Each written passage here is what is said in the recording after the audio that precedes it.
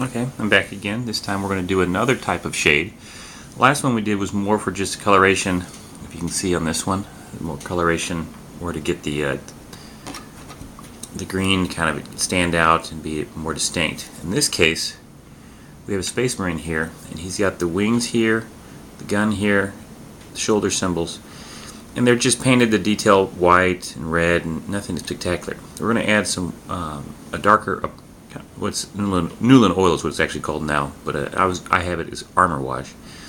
Add it to these things and it'll cause all these details to really stand out. And that's the other application of a shade. It's not just the changing of colors to give texture, but also to give the shading effect or the shadow effect on something. So let me go ahead and get my paint ready and we'll go ahead and start. Okay, so I've got, give me a little demonstration here. I've got the paint here. We're using, as you can see, it's a decent amount right there in the corner. So we don't want to be too little, we don't want to be too much either. Too much will cause it to be too dark, too little will cause it to just to basically darken it but not really have any effect. But see if I put it on the wings here, and it does darken it, but you'll notice how it really brings out the detail.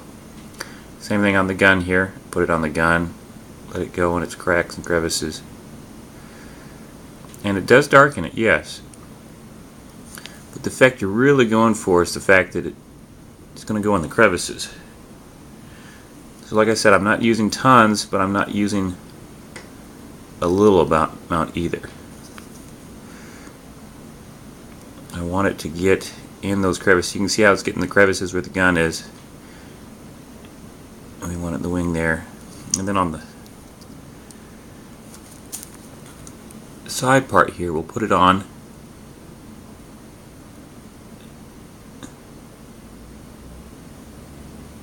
And at first it looks like, oh, that's not what we want. But as it dries, it gets in those crevices, hides up the corners like you really want it to. And you can look at it here, you can see the details of the wing. There's around the sword on the wings. There's the little slants in the actual wings themselves. The gun has the crevices on that. We can also go in afterwards, and now that the side part's drying, you get the dark right around the edges to give the highlight, and then the sword gets highlighted too. You can go in and add a dry brush, just an ever so slight dry brush to this afterwards. And while you could have done it the first way by doing a dry brush only, this is a lot easier and a lot faster, but doesn't quite give the same effect as a dry brush only. I prefer this method because of the highlighting that gets done with the cracks and crevices. And then you can just highlight as you want. I'm going to do the same thing on the arrow here, just to kind of give a shading effect for consistency, because these are dark angels, and so they like to be dark, or at least in my opinion.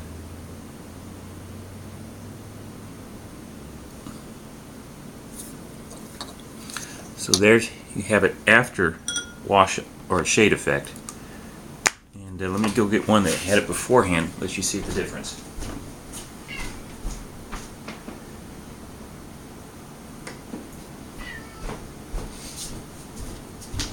Sorry about that slight delay there, but here as it is beforehand, and you can see the two beside each other. Of course I have the white base on this, but there you can't really see the I'll use a toothpick here. You can't really see the shade effect on this one, but then you get to here, you really see it.